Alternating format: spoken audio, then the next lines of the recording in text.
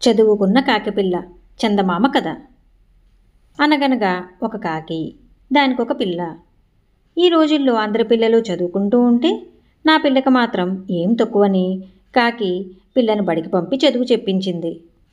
గొంతు బాగున్నవాళ్ళు, బాగోలేని వాళ్ళు కూడా సంగీతం నేర్చుకోవడం చూసి నా కూతురికి సంగీతం చెప్పిస్తానని కాకి పిల్లకి సంగీతం చెప్పించింది. అందం ఉన్నవాళ్ళు, లేనివాళ్ళు కూడా నాట్యం నేర్చుకుంటూ ఉంటే నా పిల్ల మాత్రం తీసిపోతుందా ఏమిటని కాకి పిల్లకు నాట్యం నేర్పించింది. ఇలా 3 విద్యల్లో కాకి తన పిల్లను తయారు చేసింది. ఎలాగైనా కాకి పిల్ల కాకికి ముద్దు కదా. ఇలా ఉంటుండగా కాకిపిల్ల ఒక రోజున ఒక మాంసం ముక్క తెచ్చుకుని చెట్టు కొమ్మ మీద కూర్చుని నములుతోంది. అది ఒక నక్క చూసింది. నక్కకి జుత్తులు పుట్టుకతో వచ్చిన బుద్ధులు కదా. కాకి పిల్లను మోసం చేసి ఎలాగైనా ఆ మాంసం ముక్క కాజేద్దామనుకుంది. కాకిపిల్ల కూర్చున్న చెట్టు దగ్గరికి వెళ్ళి కాకిపిల్లని చూసి, ఏం మరదలా, బాగా చదువుకున్నావా అని అడిగింది. కాకిపిల్ల చదువులు నేర్చింది కదా, అంచేత నక్క జిత్తులు దానికి తెలుసు.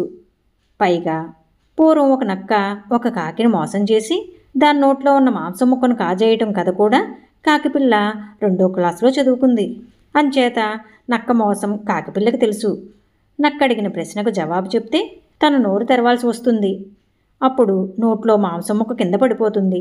దానిని కాస్త నక్క నోట్లో వేసుకుపోతుంది. ఆ సంగతంతా కాకిపిల్ల చదువుకున్నది కనుక ఆలోచించుకుని నక్క అడిగిన ప్రశ్నకు జవాబు చెప్పకుండా అవునని తలూపింది.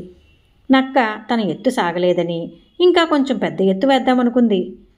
మరదలా, నువ్వు సంగీతం నేర్చుకున్నావట, బాగా పాడగలవట, నాకు సంగీతం అంటే చాలా ఇష్టం, ఒక్క పాట పాడు మరదలా అంది నక్క. పొగడ్తంటే ఎవరైనా చెవి కోసుకుంటారు కదా. నక్క పొగడ్తకు కాకిపిల్ల కొంచెం ఉబ్బిపోయి పాట పాడింది. అయితే చదువుకున్న కాకిపిల్ల కదూ, అంచేత నోట్లో ఉన్న మాంసం ముక్కను ముందుగానే తన కాలి గోళ్లతో తీసి పట్టుకుని పాట పాడింది. నక్క కోరిక పాపం ఈసారి నెరవేరలేదు. కాకిపిల్లను మోసం చేయటం ఎలాగా అని ఆలోచించింది. ఇంకాస్త పెద్ద ఎత్తు వేద్దామని ఇలా అంది, మరదలా, ఎంత బాగా పాట పాడేవే, ఆహాహా, నా చెవుల తుప్పు వదిలిపోయిందే. కానీ ఇంకొక కోరిక కూడా తీరుద్దు. నువ్వు నాట్యం నేర్చుకున్నావట, చాలా బాగా నాట్యం చేస్తావట, ఒక్కసారి నాట్యం చేద్దు, చూసి ఆనందిస్తాను. ఈ మాటలు వినేటప్పటికీ కాకిపిల్ల ఉబ్బి తబ్బిబ్బైపోయింది. తన సంగీతాన్ని, నాట్యాన్ని మెచ్చుకునేవాళ్ళు ఎవరూ లేరనుకుంటూ ఉంటే నక్కబావ ఇంతగా మెచ్చుకుంటున్నాడు. నక్కబావను సంతృప్తిపరచాలనుకున్నది. అయితే మరి మాంసం ముక్క మాటో, చదువుకున్న కాకిపిల్ల కదా, అంచేత ఆహారం విషయంలో అజాగ్రత్త పనికిరాదని దానికి తెలుసు. అందుకని బాగా ఆలోచించి గోళ్లతో పట్టుకున్న మాంసం ముక్కను మళ్ళీ నోట్లో పెట్టుకుని నాట్యం చేసింది. కాకిపిల్ల నాట్యం చేస్తున్నంతసేపు నక్కకు ఒకటే ఆలోచన, మాంసం ముక్కని ఎలా కాజేద్దామా అని. ఇంతకు దాని ఎత్తు పారనే లేదు. కాకిపిల్ల నాట్యం అయిన తరువాత నక్క ఆఖరి ఎత్తు వేద్దామని ఇలా అంది, మరదలా, ఆహాహా, ఎంత మంచి పాట పాడావు, ఎంత బాగా నాట్యం చేశావు, నిజంగా ఇవాళ నాకు సుదినం. అయితే ఇంకొక చిన్న కోరిక ఉంది, ఆ కాస్త తీర్చావంటే అపరిమితమైన ఆనందంతో ఇంటికి వెళ్తాను.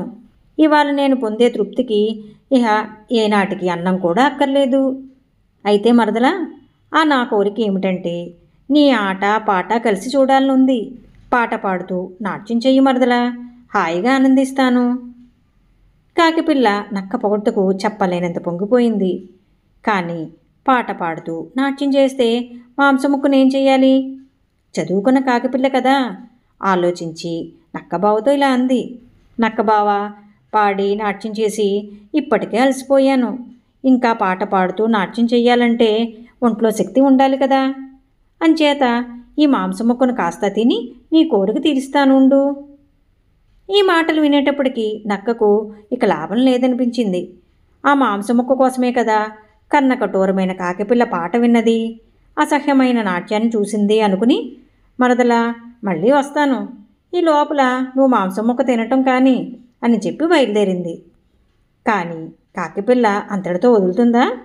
మాంసం ముక్క గుట్టుక్కుని మింగి పోతున్న నక్కబావను పిలిచి సంగీతం పాడుతూ నాట్యం చేయసాగింది. ఈ కథ మీకు నచ్చినట్లయితే లైక్ చేయండి, షేర్ చేయండి. మరిన్ని మంచి కథల కోసం మా సంపత్ ఛానల్ సబ్స్క్రైబ్ చేసుకోండి.